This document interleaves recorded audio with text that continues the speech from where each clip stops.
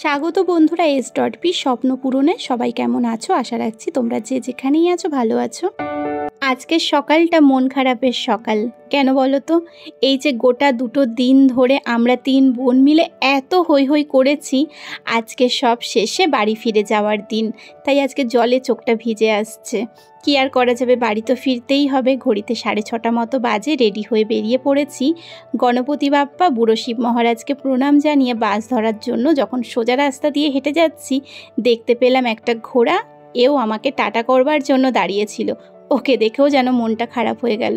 যাই হোক, চলো, অবশেষে বাসে উঠে বসে পড়েছি আর পৌঁছেও গিয়েছি স্টেশন চত্বরে। তো বোনের ট্রেনটা সবার আগে ঢুকেছিল, বনগাঁ লোকাল। ও উঠে পড়েছে ট্রেনে। ও একটু আগেই বাড়ি পৌঁছে যাবে, ভালোই হলো, একদিকে ওকে ট্রেনে আমি উঠিয়ে দিতে পারলাম। আর তারপর আমি অপেক্ষা করছিলাম আমার ট্রেন আসবার। তো আমার ট্রেনটা একটু লেট ছিল, কারণ সীমান্ত লোকাল, নৈহাটি লোকাল, তারপর ছিল রানাঘাট লোকাল। তো যাই হোক, যথারীতি ট্রেন এসে পড়েছিল, উঠে বসে পড়েছিলাম। বাইরেটা দেখতে দেখতে নিজের শহরে পৌঁছেও গিয়েছি। সত্যি কথা বলতে, যেখানেই থাকি, যত ভালোই থাকি, নিজের এলাকায় যখন ফিরি অনেক দিন পর মনে একটা আলাদাই আনন্দ পাই। যাই হোক, বাড়িতে ফিরে রান্নাবান্না করে আবারও বেরিয়ে পড়েছি আরও একটি জায়গায় যাওয়ার উদ্দেশ্যে। এখন যাচ্ছি আমরা হালিশহর। তবে এখন ট্রেনে নয়, যাচ্ছি বাইকে করে। আমি আসবো না এরকমটাই বলে দিয়েছিলাম কর্তামশাইকে, কিন্তু একদম শেষ মুহূর্তে আমাকে জোর জবরদস্তি নিয়ে আসলো। আসলে আমি একটা জায়গা থেকে ফিরেছি ক্লান্ত হয়ে, বললাম তুমি একাই চাও, কিন্তু না, শেষ মুহূর্তে আমাকেও সেই আনলোই। যাই হোক, চলে আসলাম নেমন্তন্ন বাড়ি, অর্থাৎ একটা লজে।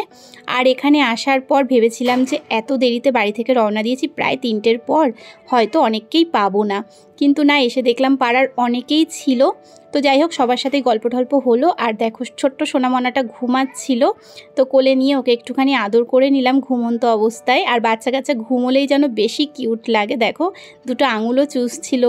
এইদিকে দেখো, ফুচকা স্টল বসেছে, কিন্তু ফুচকা আর খাবো না, অনেকটা দেরি করে এসেছি তো, তাই একেবারে খাবারটাই খেয়ে নেব, কারণ বড্ড খিদে পেয়েছে। এখন প্রায় 4টের কাছাকাছি। তো মেনু কার্ডটা তোমাদের সাথে শেয়ার করে দিলাম। এরপর আমরা খাওয়া দাওয়াটা শুরু করে দিলাম, পরে দেখা হচ্ছে।